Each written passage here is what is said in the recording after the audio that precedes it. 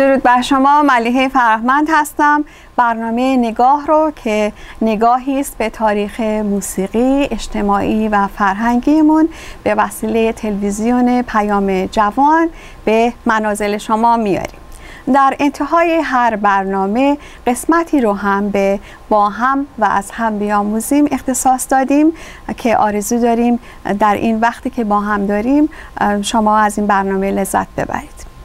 چقدر یک ایرانی احساسات وطن دوستیش با شنیدن سرود ای ایران، ای مرز پرگوهر، ای خاکت سرچشمه هنر به خروش میاد، و یا وقتی که میگیم ای دشمن ار تو سنگ خاره‌ای من آهنم.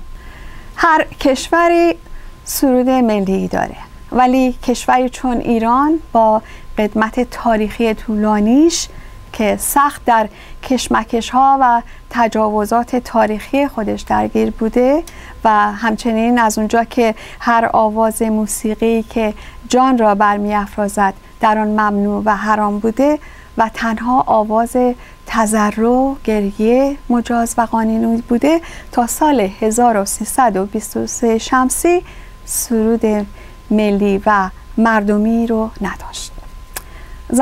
زمانی است که متفقین بر ایران تسلط دارند و نیروهای خارجی ایران رو کنترل میکنند و این نیروها آقا و مردم ایران نوکرند. روزی در تهران حوالی خیابان هدایت حسین گل گلاب، مرد شاعر و تحصیل کرده و دانشمند زمان، عبور میکرده. میبینه که سربازی مشغول کتک زدن یک بقالیه و به روایتی دیگر از زبان خود گل گلاب میبینه که سربازان متفقین با زنان و دختران ایرانی در خیابانها رفتاری زننده و بد دارن. البته میتونه هر دوی این روایت ها صحیح باشه. برای حسین گل گلاب که مردی ایران دوست بود، دیدن چنین صحنه‌ای سخت بود و او رو دگرگون و ناراحت میکنه. وقتی که به دفتر انجمن موسیقی که در همان خیابان هدایت بود میرسه تا به دیدار روح الله خالقی بره، ماجرا رو برای خالقی بازگو میکنه و او هم متأثر میشه و نتیجه این تأثیر و تأثیر این بود که باید با سرود به جنگ دشمن رفت و مردم خاموش رو برانگیخت. با شعر حسین گل گلاب و آهنگ روح الله خالقی اولین سرود ملی ما در آواز دشتی آفریده شد. در 27 مهر ماه 1323 این سرود با نخستین ارکستر انجمن موسیقی ملی تحت هدایت النقی وزیری در سالن سینمای تهران در خیابان استانبول برای 2 شب متوالی اجرا شد. کنسرت با سخنرانی النقی وزیری و تکنوازی سنتور و سنتور البته حبیب سماعی و تار وزیری و بعد با صدای عبدالعلی وزیری که پسر عموی النقی وزیری بود ترانه آه سحر رو میخونه و آشورپور خواننده شمالی و معتمد وزیری خواننده کرد آهنگ‌هایی رو میخونند و بعد نوبت به اجرای سرود ملی میرسه. سرودی که در ایران ماندگار شد. سرود حماسه‌ای ما، سرودی که مربوط به سرزمین ماست. سرزمینی که خاک کوهش بهتر از زر است. سرزمینی که مهرش پیش ماست. در سرودن این شعر هیچ واژه‌ای که غریب باشه به کار نرفته و ملودی اصلی و پایه‌ای اون از نغمه‌های موسیقی بختیاری است که از فضای حماسی برخوردار هست. سرودهای ملی که برای تقویت سپاه در موقع جنگ خوانده می شده و باعث همبستگی مردم بوده تا قبل از حمله عرب به ایران وجود داشته. در ایران باستان در حالی که موسیقی جزئی از زندگی مردم بوده و برای هر روز نوای نو ساخته می شده، مسلماً سرودهای ملی متداول بوده. گزنفون می نویسد که کوروش هنگام حمله به سپاهیان آشور بنا به عادت سرودی رو شروع کرد و سپاهیان با صدای بلند و با احترام و ادب دنبال آن را خواندند و چون سرود به پایان رسید آزاد مردان با قدم‌های مساوی و با نظم به راه افتادند. در دوره هخامنشی سازهای مختلفی وجود داشته، سازهایی که برای بزم استفاده می شده و سازهایی که برای رزم. بنابراین ما داره دو نوع موسیقی بودیم، موسیقی بزمی و موسیقی رزمی. در ایران باستان برای اعلام صبح، شام، مواقع ماتم و سرور، اعیاد مختلف، فتح، جنگ و هر تشریفات دیگری که انجام می شد سازها نواخته می شده. فیثاغورس گزارش می دهد که هنگام تاجگذاری داریوش 360 دختر از ایالات و ولایات ایران به پایتخت آمدند و همگی هماهنگ، یعنی دقیقاً گروه کوری که امروز ما داریم، آوازی مناسب می خواندند. در جنگ ایسوس پس از شکست داریوش سوم از اسکندر 320 نوازنده و خواننده جزء اسرا به دست اسکندر افتادند. گزنفون همینطور ادامه میده که صدای شیپور بلند شد. کوروش سردار سپاه رو فرمان داد تا با همراهان خودش در جلوی صفوف منظم سپاهیان قرار بگیره.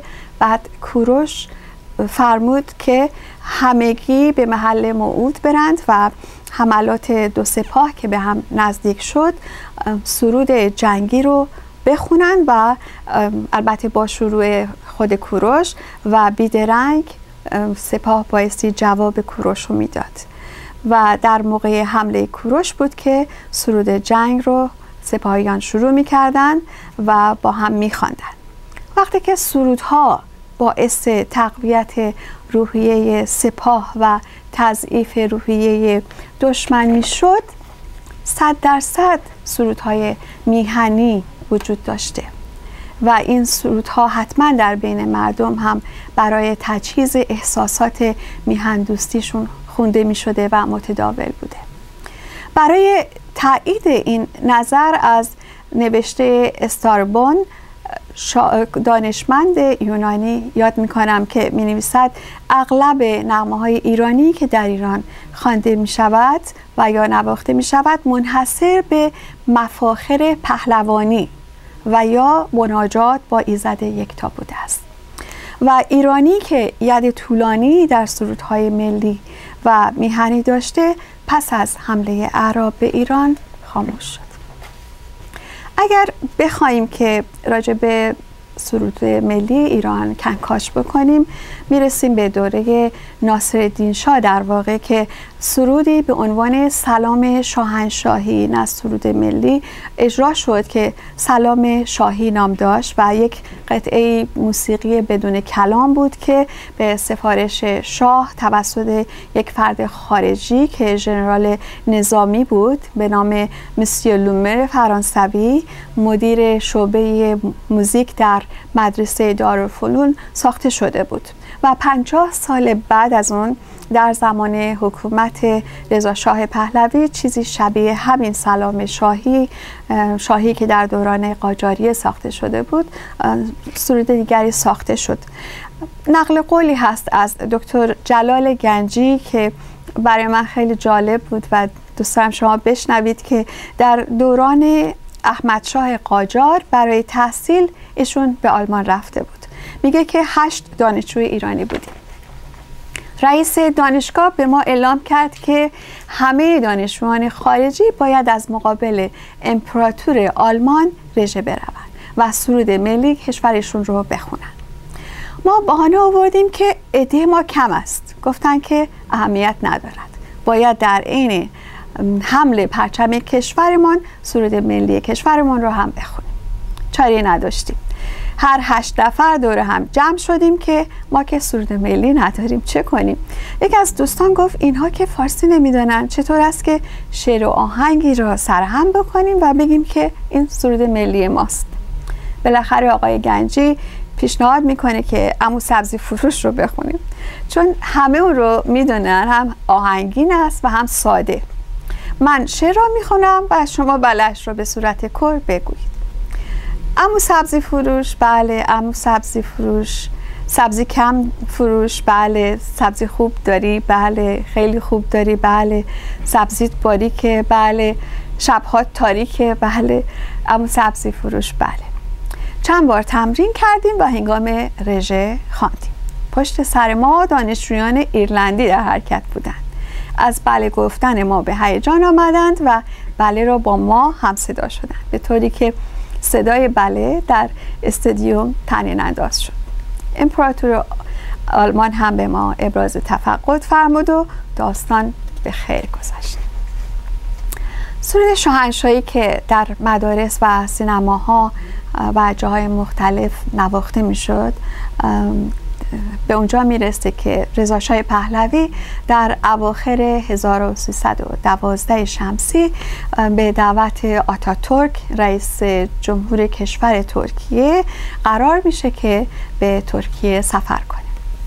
در تنظیم برنامه تشریفاتی اجرای سرود ملی ایران نیز منظور شده بود و چون ایران سرود ملی نداشت، رضا شاه به انجمن ادبی ایران که در دوره انقلاب مشروطیت آغاز شده بود و در اوایل حکومت رضا شاه به اوج خودش رسیده بود دستور میده که سرود شاهنشاهی رو بسازن.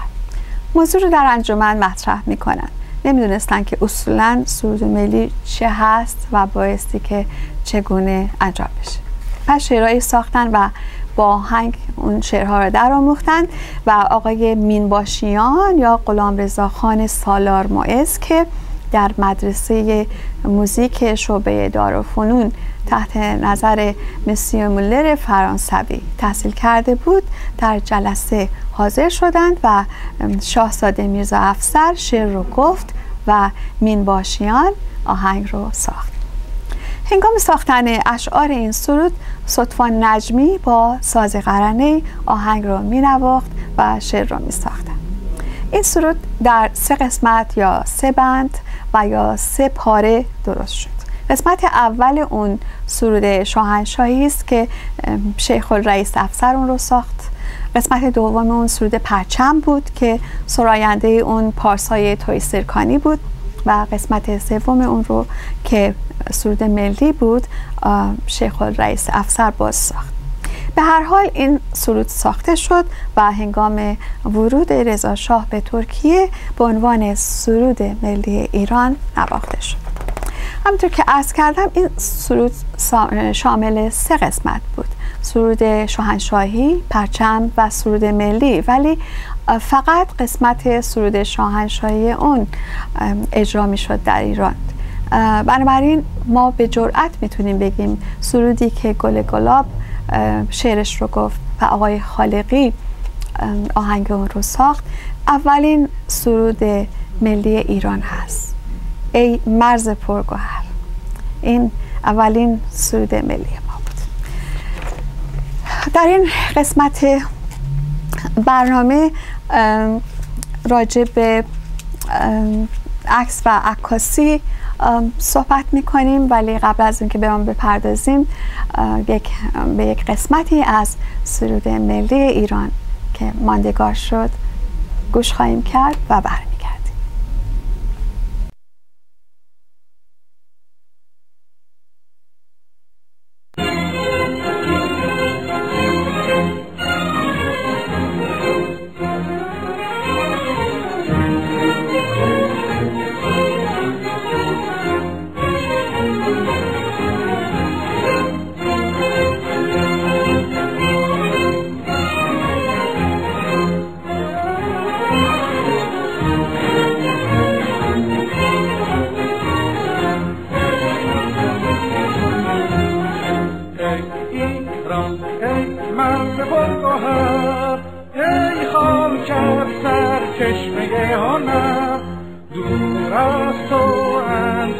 خاطره بدان، پاینده مانی تو جاودان.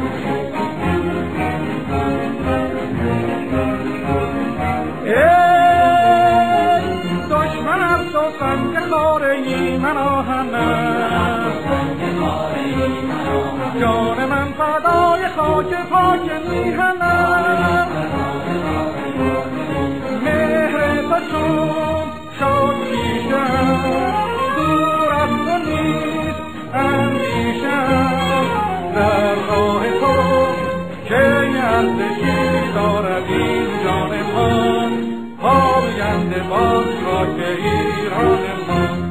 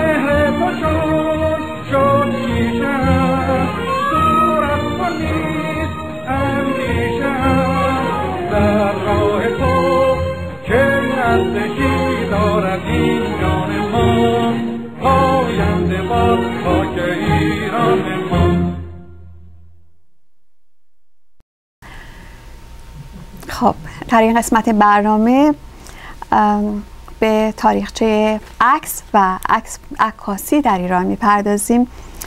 اصطلاح عکس افتادن یا بازتاب تصویر اشیا در آب یا آینه و نظایر اینها در ادبیات منظوم فارسی بوده. حافظ می‌فرماید عکس روی تو چو در آینه جام افتاد، عارف از خنده می در طمع خام افتاد.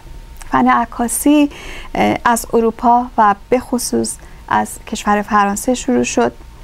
عکس و عکاسی ابزار تازه‌ای شد برای بیان تاریخ اجتماعی و سیاسی مردمان ما. بسیار شگفت‌انگیز است که بشود هر چیزی رو به طور عینی و واقعی روی یک صفحه کوچیکی منعکس کرد و اون رو دید.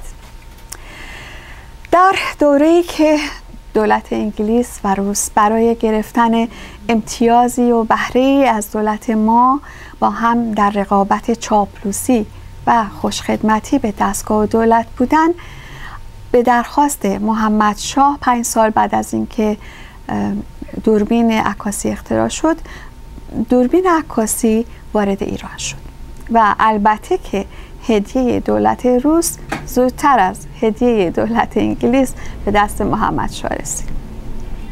اولین عکسی که از دربار گرفته شد به وسیله یک جوان ارتش روس بود که از محمد رضا شاه قاجار گرفته شد که در تاریخ ایران ثبت شده.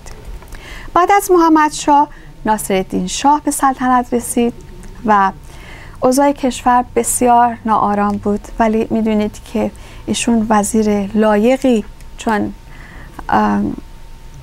میرزا تقی‌خان امیرکبیر داشت که وضع نابسامان ایران رو منظم کرد و دوران آرامشی رو در ایران برقرار کرد و در نتیجه ناصرالدین شاه که به هنرهای مختلف علاقه داشت و حال با آمدن دوربین عکاسی به این هنر علاقه‌مند شده بود، وقت داشت که به عکاسیش بپردازه. ناصرالدین شاه با زیرکی دریافت که عکاسی میتونه همچون رسانه‌ای خبری و گزارشی به او در آگاهی دادن از اوضاع عمومی کشور کمک بکنه بنابراین عکاسی علاوه بر سرگرمی او راهی شد برای ثبت مسائل و رویدادهای روزمره زندگی پر جلال و شکوه سلطنتی و جاویدان ماندن آنها. عکاس فرانسوی رو استخدام کرد و یکی از ساختمان‌های کاخ سلطنتی رو به او و کار او اختصاص داد. این عکاس همچنین به شاه یاد داد که چطور عکاسی رو انجام بده. اولین عکس‌هایی که از مظفرالدین شاه باقی مونده به وسیله این عکاس فرانسوی گرفته شده که عکسایی است از زنان حرمسرا، غلامان و بچه‌های او و عکس ساختمان‌های قصر سلطنتی و همچنین اندرون حرمسرا. نیرالملک که محرم شاه بود و اجازه داشت که به اندرون قصر رفت آمد داشته باشه، کمک عکاس فرانسوی در عکس گرفتن و ظاهر کردن این عکس‌ها شد. در بعضی از این عکس‌ها زنان حرمسرا رو در حالت‌های بسیار گستاخ و بی‌پرده و بدون پوشش قسمت‌های خصوصی بدنشان می‌بینیم که عکس برداری شده. یکی دیگر از سرگرمی‌های مظفرالدین شاه این شد که زیر این عکس‌ها اطلاعات مربوطه به این عکس‌ها رو بنویسه. فرضاً این عکس چه تاریخی گرفته شده، چه کسی در اون هست و جالب این که حتی شوخی‌های کلامی که با این اشخاص در عکس‌ها انجام داده بود حتی اینها رو هم قید می‌کرد که البته امروزه از نظر تاریخی و شناسایی فردی و دوره تاریخی اونها بسیار این عکس‌ها مهم هستند. جدیدترین ابزار و روش‌های عکاسی که در اروپا ابداع می‌شد بلافاصله به ایران آورده می‌شد و در اختیار شاه گذاشته می‌شد. مستر کارلاین فرانسوی در مدرسه دارالفنون که به همت امیرکبیر تأسیس شده بود به تدریس عکاسی می‌پردازه و عده زیادی رو تعلیم میده و برای اولین بار ما لغت عکاس باشی رو که در حقیقت یک مقام فنی و بسیار بالایی بود در زبانمون به وجود میاد و ساخته میشه. این لقب اولین بار به آقا رضا فرزند اسماعیل که پیش خدمت شاه بود و همچنین به برادر حکیم الملک که یکی از پزشکان مخصوص شاه بود داده شد. بعدها مستر کارلاین فرانسوی رو شاه برای تهیه عکس به جنگ ایران با ترکمنها در مرو میفرسته و در این جنگ سپاه ایران شکست بسیار سختی میخوره و عکاس نگونبخت هم اسیر ترکمنها میشه. اولین کتابی که در مورد عکس و عکاسی نوشته شد و به دستور ناصرالدین شاه تالیف شد کتابی است به نام عکس. البته این کتاب هرگز چاپ نشد. مؤلف اون محمد کاظم بن احمد محلاتی بود، ولی سالها بعد از این کتاب 3 جلد کتاب دیگر چاپ شد و نوشته شد و چاپ شد. چاپلوسی در دربار شاه قاجار بسیار متداول بود و بزرگان و شاهزادگان برای نزدیکتر شدن به شاه به عکاسی توجه کردند و سعی کردن اون رو یاد بگیرن و یا اشخاصی رو استخدام بکنن که این کار رو بر اونها انجام بده و این باعث شد که کارهای متنوع و جدیدی و از دیدگاه‌های تازه‌ای عکاسی در ایران مطرح بشه. به تدریج عموم مردم هم علاقمند شدن و اولین عکاسخانه عمومی به مدیریت عباس علی بیک از شاگردان آقا رضا عکاس باشی باز شد. در عکس‌های آلبوم خانه گلستان عکس‌های بسیاری که تمامی اونها زیرنویس دارن، توضیحات کامل در مورد واقعه‌ها، بناهای تاریخی، اوضاع جغرافیایی، اقلیمی، شهرها و روستاها، حتی وضع معیشتی مردم و کارگزاران حکومتی، رویدادهای مهم و حتی عکس زندانیان سیاسی که در اون دوره بودن گرفته شده. حتی عکس صاحبان مشاغل متفاوت و مشاغل مختلف، همینطور سفرهایی که شاه به شهرها و کشورهای مختلف کرده، مراسم عروسی ها، جشن ها، حتی عزاها و شکارهایی که شاه میکرد، به شکار که میرفت، به هر حال مراسم گوناگون دیگر که در دربار برگزار میشد، این عکس ها گرفته شده و این عکس ها به صورت یک گزارش تصویری هستند که اکثرا به صورت مجموعه هستند و دارای شرح حال و تفصیلات مختلف. این عکس ها تاریخ پرارزشی را برای ما مهیا کردند. آلبوم شماره 107 آقایانوس، عکاس ارمنی دوره ناصری و اوایل سلطنت مظفرالدین شاه، یکی از گزارش های تصویری بسیار خوبی است که برای ما باقی مانده. همینطور عکسایی که به دستور علی خان حاکم گرفته شده در زمینه جغرافیایی، تاریخی و مردم شناسی ایران بسیار مهم هستند. عکسایی که شاهزاده ذلالسلطان گرفته هم بسیار حائز اهمیت است. این عکس‌ها با سبک بسیار خوب و به طور تصویری بایگانی شدن. این عکس‌ها در مورد هر موضوعی که فکر کنید عکس برداری شده، حتی تعمیرات ساختمانی و توسعه کاخ سلطنتی، عکس صنعتگران مختلف که در حال حاضر حتی بعضی از این شغل‌ها دیگر وجود ندارن و از بین رفتن، مثل سکنجبین فروش‌ها، مطرب‌ها، دلاکان، کارخانه چراغ گاز، عکسایی که برای مطالعه جامعه شناسی ایران در آن دوره بسیار مفید هستند. این روش گزارش تصویری متداول در دوره ناصرالدین شاه در دوره پهلوی بیشتر و بیشتر هم گسترش پیدا کرد.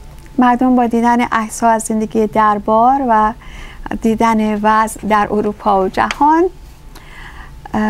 در بینشون تمایلات آزادی خواهانه و ترقی طلبانه ایجاد شد که باعث دردسر دربار شد. عکاسی امکانات تازه‌ای رو به صورت تصویرگری در اختیار همه قشرهای مردم قرار داد. افراد عادی دیگه میتونستن که تاریخچه کوچیک خانوادهشون رو نگه دارن و به نسل‌های بعد منتقل کنن. به طور کلی توسعه عکاسی نه تنها در ایران بلکه در جهان در میانه قرن 19 میلادی باعث تحولات سیاسی و اجتماعی شد و نتایج شگرفی برای بشر به ارمغان آورد. میدونم از گفتار من خسته شدید کمی. ما میریم به آهنگی از آقای محمد شجریان، خواننده مورد علاقه من، گوش میکنیم که از آلبوم فریاد ایشون کنسرتی داشتن در لس آنجلس با همکاری آقای حسین علیزاده، تارنواز بسیار خوب ما. آهنگی است به نام بوسه های باران. میشنویم و برمیگردیم.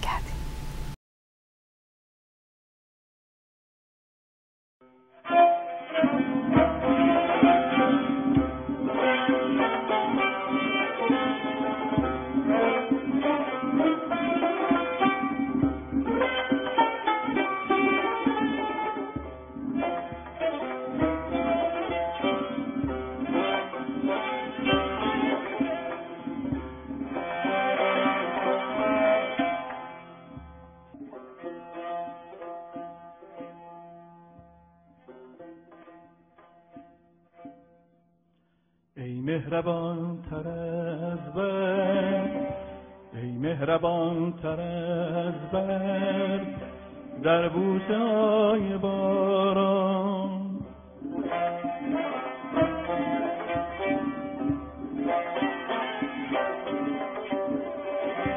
ای مهربان تر از برد، در بوسه های باران. بیداری ستاره در چشم جوی باران، بیداری ستاره در چشم جوی باران.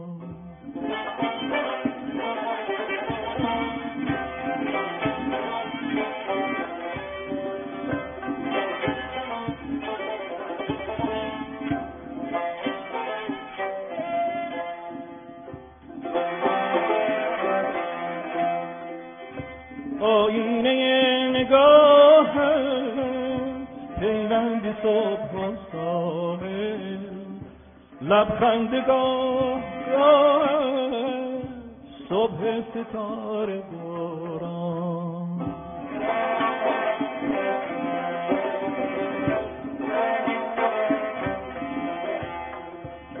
آینه نگاه پیوند صبح و ساحل لبخند گاه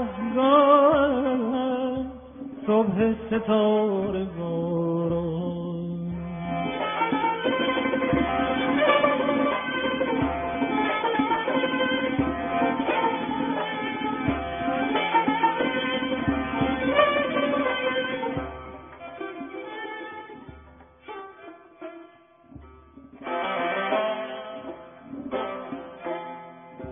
بازا که در هوایت خاموشی جانه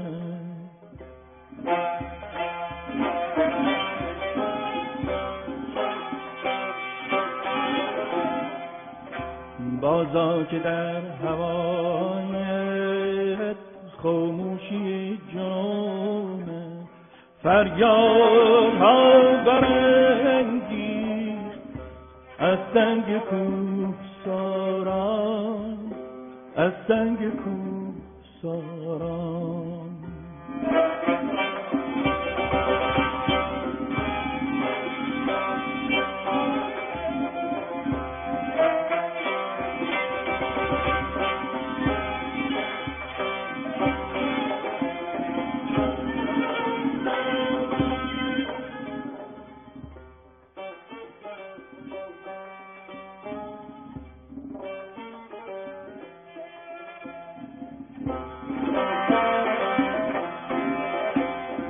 ای جویبار جاری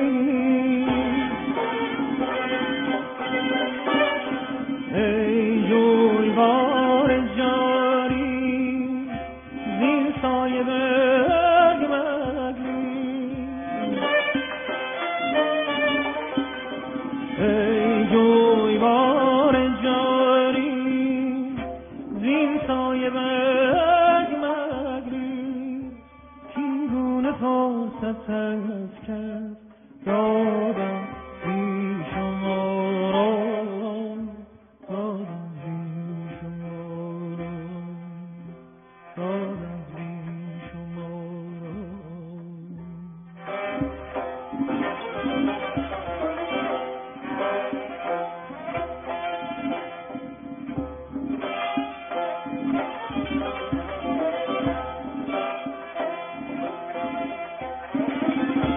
گفتیم روزگاری مهری نشسته گفتم بیرون نمیتوان کرد حتی به روزگاران بیرون نمیتوان کرد حتی به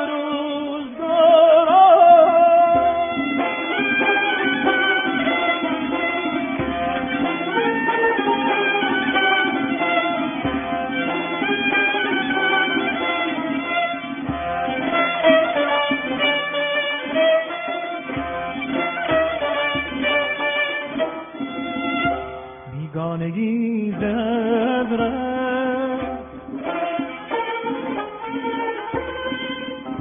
بیگانگی زد رفت ای آشنا مپرهیز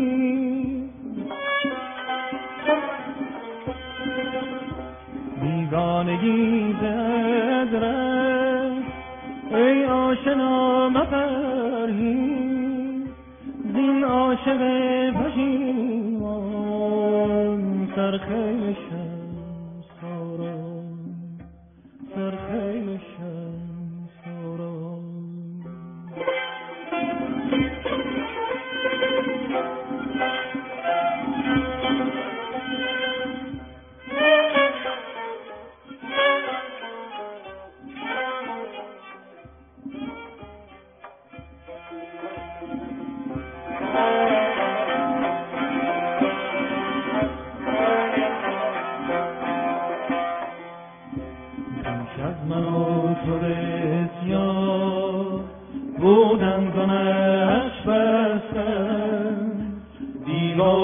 زندگی را زینگونه یاد دارم، زین نغمه محبت بعد از من و تو ماند تا در زمان باقیست آواز باد و باران، آواز باد و باران، آواز باد و باران، آواز باد و باران، آواز باد و باران، آواز باد و باران.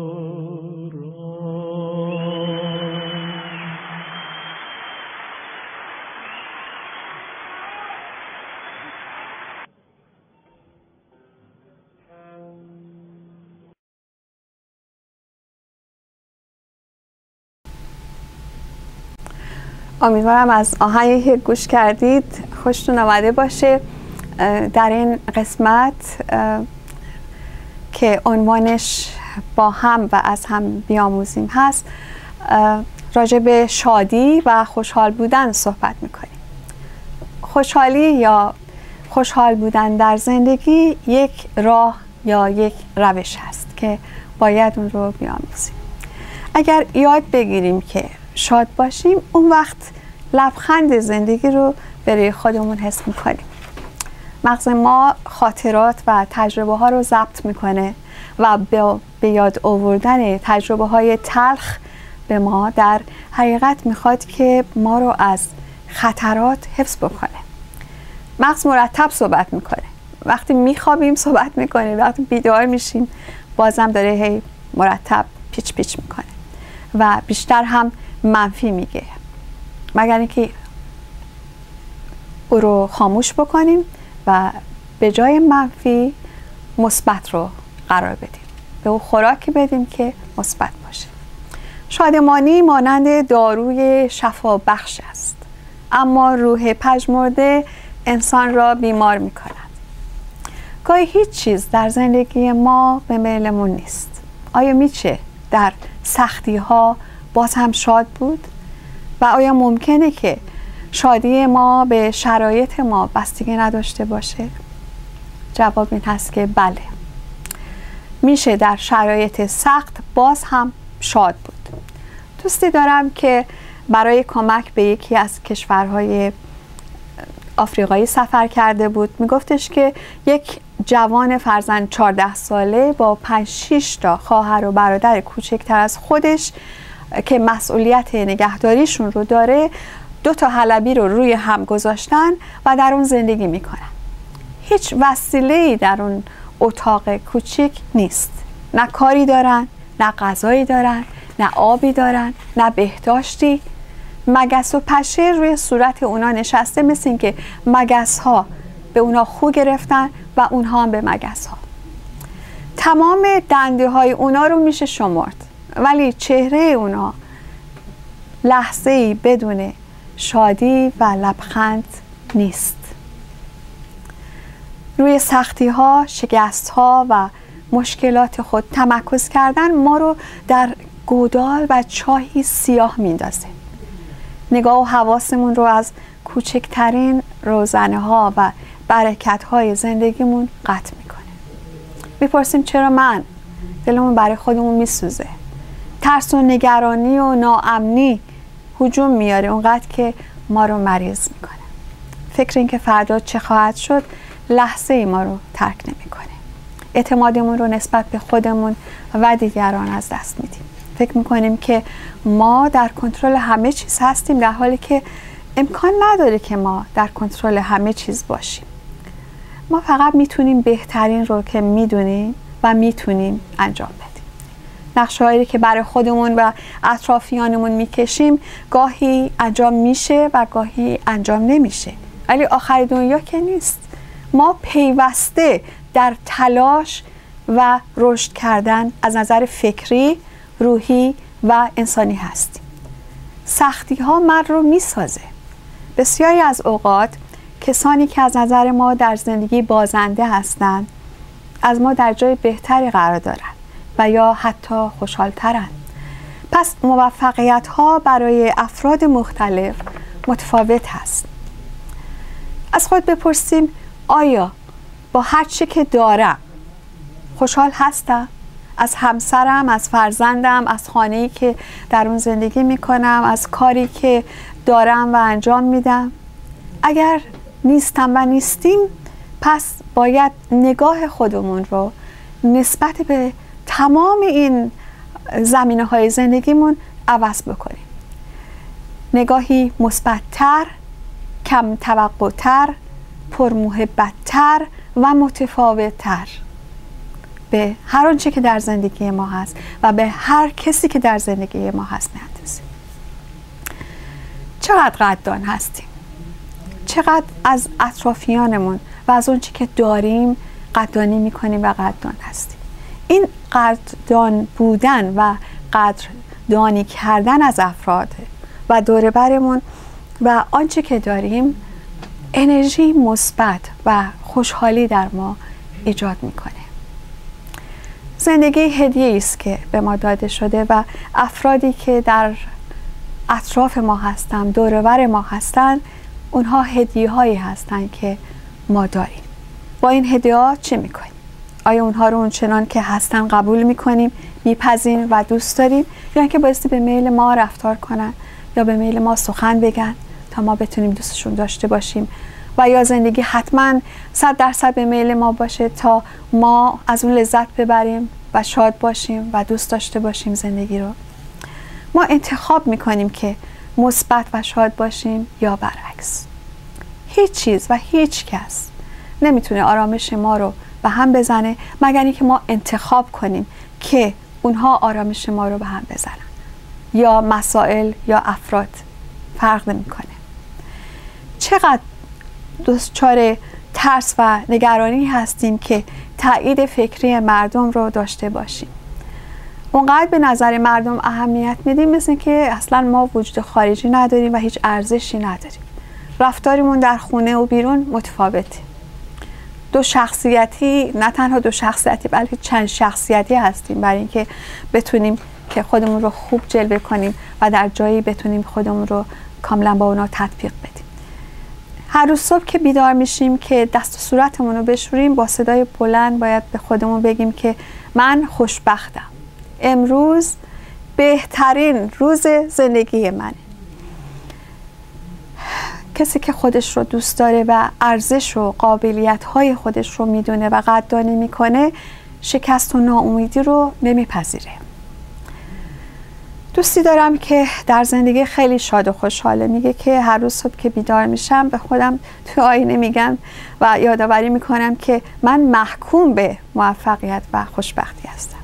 ما به دنیا نیامدیم که در تاریکی، غم، نیستی، بدبختی زندگی کنیم. ما آمدیم که با قدرت، شجاعت، اعتماد به نفس و بدون ترس زندگی بکنیم. نگاه ما پیوسته به نور، روشنایی، مثبت و توانایی‌های عالی انسانی باشه و اعتمادمون به خالقمون. این افکار مثبت ما رو در راه و مسیر روشنایی قرار میده.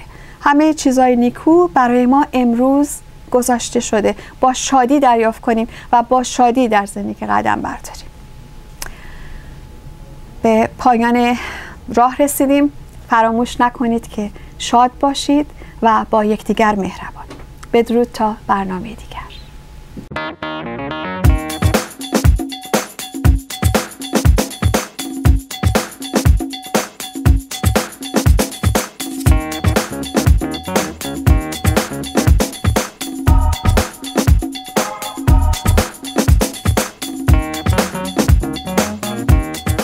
تبلیغات شما با بخش بازرگانی پیام جوان رساتر از همیشه، فراتر از مرزها، همراه با آخرین تکنولوژی روز در مجله، اینترنت، تلویزیون و تلفن همراه برای همگان قابل دسترسی است. با ما باشید تا همیشه جوان باشید.